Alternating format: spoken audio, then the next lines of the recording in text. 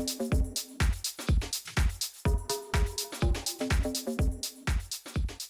guys, welcome back to my channel.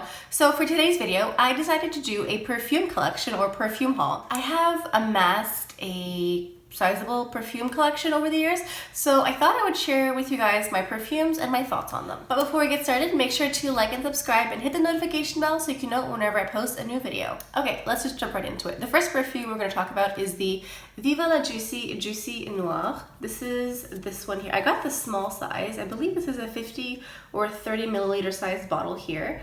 It has a cute little bow, and yeah, it has this like pink, I don't know what you'd call this, sort of like, not iridescent, it has like, it's all, you can see the reflection in it. And this perfume, it smells fantastic. The Viva la Juicies are definitely a bit sweeter, I find, and this one smells very sweet. I think this is my favorite one in the Juicy perfume line. Almost all of these are eau de parfums. I prefer eau de parfum over eau de toilette.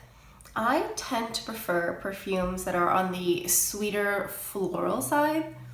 This one smells like berries and vanilla and candy and everything sweet. It's fantastic. I love it. And when I wear this, I get a lot of compliments. It's hard to tell like how much is left in the bottle because you can't see through, but it still makes a little bit of a sound. I think there's like a little bit left, but not much. But whenever I wear this, I get tons of compliments, and I love this perfume. Okay, so next up, another one that I love is the Lancome La Vie Belle Eau de Parfum as well. So you have this lovely bottle here. It looks like it has like a little scarf attached to the head here. I think there's some dust flying off the bottle. Great. I think this is the one that Julia Roberts does ads for. So this is Eau de Parfum as well. I've owned this for a couple of years and I wear it quite often, but there's a lot of product in the bottle, and this perfume is amazing. I wear this really well. Like a lot of times a perfume, it smells nice in the bottle, but then when you wear it on your skin, your pH, everything, like it kind of changes the perfume. I get so many compliments when I wear this perfume. This one smells like caramel or chocolate, or like a caramel macchiato, a latte goodness. Like, this smells fantastic, and this smells like how the old Miss Dior Chérie used to smell like. So I have the new Miss Dior Eau de Parfum, and this is like the newer revamped one. There used to be the Miss Dior Chérie, and then that was several years ago, and then they changed it, and now there is the Miss Dior. But it's not the same thing. I think they changed something with the jasmine, or like they added something and they took something away. It is not the exact same thing. However, when I wear La Vie Belle, people often confuse it with the original Miss Dior Chérie. I was actually quite disappointed with this perfume, the Miss Dior, because I thought it was going to be the Miss Dior Chérie, which I wore in university, and I used to wear Miss Dior Chérie every day in university. I mean, people would smell the perfume and think it was me. Like, I had a friend whose roommate wore the perfume, and she said that she would think of me whenever her roommate put on the perfume. Like, that's how much I wore it. And I think I went through, this is also Eau de Parfum. This is 100 milliliter. This is also 100 milliliter. I went through probably at least 2 or 3 full sizes of these in university, so I wore this every day. This was my perfume. And the new one, it smells good, but it's not the same thing. Like, there's just like something that's slightly off, and it's not off like bad, but it's just like it's not the exact same thing, but it still smells good. So this one is also floral, but it's a bit more sensual in a way. It's not as like fruity or sugary as the Viva la Juicy or La Vie Belle, but it's still it smells decadent. It smells like decadent and sensual, and it has like a presence. It's not a light little girl's perfume. It smells like a woman who knows her place. Next up is the Giorgio Armani C, also Eau de Parfum, also 100 milliliter here. The lid for this is very weird. I've heard people say that the lid is like phallic in a way, and I guess so. I mean, it's a weird phallus if you ask me, but yeah, I think they have a newer version now with like red on the cap possibly, and I think they have like red somewhere. I don't know if it's like an intense version of it or if it's just a limited edition one. This perfume I really like. Again, to me, this smells sensual and sweet, and almost, for me, it has like a caramel undertone, but it smells brighter. Whereas I feel like this smells heavier in a way, like more decadent, and I feel like this smells a bit brighter, more light. It's not as like heavy and decadent.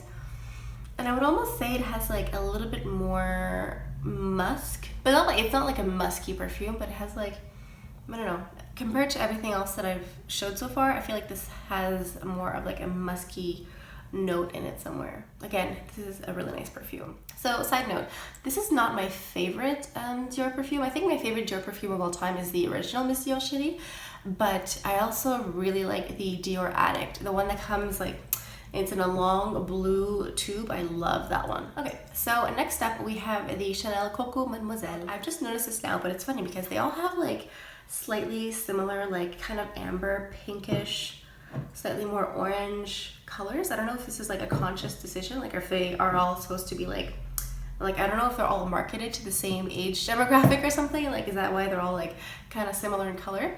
But this is the Coco Mademoiselle, so you have dust, sorry about that, and you have like, you know, the Chanel logo and the Chanel up here. This, when you smell it, like for me, the first thing I notice is like the citrus, like not like you know when you have like an orange or an orange peel, when you smell like the rind, this is what I smell first. So I like this perfume a lot, but I'm not sure if this perfume likes me, because when I wear it, I find myself being very aware of the perfume, like I'm aware of its presence. And normally you're not supposed to be able to smell the perfume on yourself after like 20 minutes. And this one, I always smell it on me. So I find myself having to smell it, like to spray it, sorry, like on my wrists or like, you know, further down my body. Or on my clothes, because I don't want to have it too close to me, because I'm aware of it. I keep smelling it all the time, which is not something you're supposed to do. But I still wear it. I still like it. So yeah, I feel like this is like the zest of an orange. It's very floral as well. You know, Chanel, so they have like jasmine and rose. But I think this one is more jasmine than anything else. And I think there's patchouli in there too. It's very nice. It's a beautiful perfume, but I don't think it likes me as much as I like it. So next up, I've talked about this recently in a review. This is the Bobbi Brown The Beach perfume. This is the Eau de Parfum. So we have, I believe this is the 50 milliliter, and this is an Eau de Parfum. This smells like a day at the beach. I swear, I smell this and I can hear the waves crashing on the sand. I can feel my toes spreading in the warm sand. I can feel the grains of sand on my skin. Oh my god. This smells like a day at the beach. This is exactly what this smells like. So I do definitely try to wear this more in the summer, because it feels a bit weird to wear this in like the middle of February. But yeah, on a warm summer day, this smells fantastic. But again, if you're someone who does not like the beach, then like this is not your perfume. Just warning you. So next up is the Chanel Chance Eau Vive. So this is one of the newer ones. This came out a couple years ago. This is not the newest one. I believe the newest Chanel perfume is the Gabrielle, but I think this came out like 2 years ago. And I don't know, like it's not my favorite, excuse me, Chance perfume. I think my favorite one is probably like Eau Tendre or Eau Fraîche. I can never decide which one I like better, the green one or the pink one. But I like this, but it doesn't stay on me. This, is very, like, if this was like an orange rind, this is like the whole, a bowl full of orange rinds. It's like, it's very, very citrus and very like woodsy or like musky. It almost has like a masculine tone to it, if that makes sense. But it smells nice, but it does not stay. I don't know what, like I can douse myself in it and it doesn't stay, like it doesn't smell. This is an Eau de Toilette.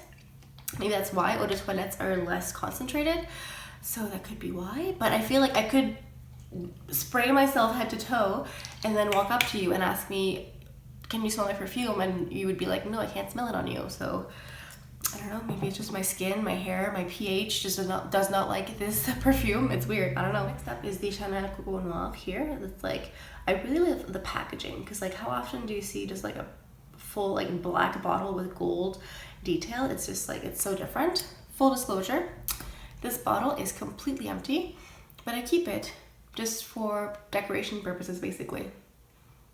This smells fantastic. This is like very sensual, very heavy. It's very warm, like it just feels like warm and inviting. It doesn't smell as sweet as you would think it would.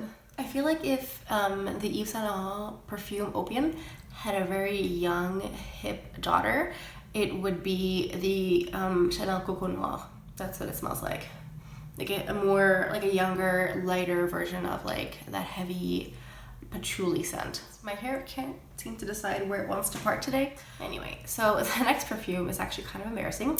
This is the Nicki Minaj Pink Friday Eau de Parfum. I decapitated it, not really. Though the head, like the bottle was like a giant pink Barbie head, and I just kind of threw it out because I was like, I don't want this on my vanity. But this smells really good. Like I don't think it's for sale anymore. It's called Pink Friday Eau de Parfum. This smells clean. Like it smells clean and like floral, and like you'd think Nicki Minaj perfume would smell like liquefied cotton candy, but it doesn't. It actually smells nice. And honestly, when I wear this, I get tons of compliments. People are like, oh my god, what are you wearing? And I'm like, Nicki Minaj. Like it is sweet, but without being like disgusting. You know what I mean? Like you think of like a Nicki Minaj perfume, you put it like in the same category as like a One Direction perfume or something, but it actually smells nicer. And it smells like, yeah, it smells nice. I don't know, to me it smells like clean and like it's pretty nice. So next up I have a little mini here. This is Dior Absolutely Blooming or Absolute Blooming. Well, I think this is a 30 milliliter. Yes. And this smells really nice. Honestly, it smells like a bouquet of flowers. It smells like jasmine and roses, and it's very nice. This isn't eau de parfum, but it doesn't feel like super heavy. I'm not huge on like florals usually, but this is nice. Like it doesn't feel like a heavy like hit over the head with like a bouquet of flowers. So I don't usually like flowers that are too floral, which is like kind of ridiculous because all real perfumes are made with flowers like as a base. But there's certain ones that I don't enjoy whatsoever, but this one is nice. Like it's not too heavy. Like I feel like sometimes like there's certain perfumes that I really don't enjoy, like the Chloe perfume. Everyone loves Chloe. It's like the hot new thing, Chloe, Chloe, Chloe. But I don't like that perfume whatsoever. Or the Marc Jacobs Daisy. I don't know if it's Daisy. It's the Marc Jacobs one that's like the purple bottle. Oh, I cannot stand those. I feel like, to me, when I smell them, I smell like a bunch of like dead flowers. That's what it smells like to me. And this, as a roundabout way, is saying that like, so this manages to stay floral without smelling like a bunch of dead flowers, if that makes sense. Like I don't know if that makes sense to anyone else but me, but I feel like sometimes when I'm smelling like a very heavy floral perfume, I'm just smelling like a bunch of like dead flowers. I don't know if that's just me. So next up we have the Chanel No. 5 Eau Première. So this is not the classic No. 5, and I know some of you might be shocked that I don't have the actual No. 5, but this is my version of No. 5. This came out in 2015, like early to 20-tweens, 2010s I guess. So I think this is like, I believe this is the newest version of No. 5. A lot of people do not like No. 5, and I understand. It is quite a heavy perfume. It is dated, but like any perfume, you really need to test it on your skin before you actually judge it, because I'm smelling these perfumes like from the bottle, but I know what they smell like in person. I know what they act like on me. So if you try any perfume, you can't just like smell a bottle and say, oh, that's gross. You have to actually try it on your skin to see how it is. A lot of people think that, you know, when I was talking earlier about the Chloe perfume and the Marc Jacobs perfume, I was saying that like it smelled like dead flowers.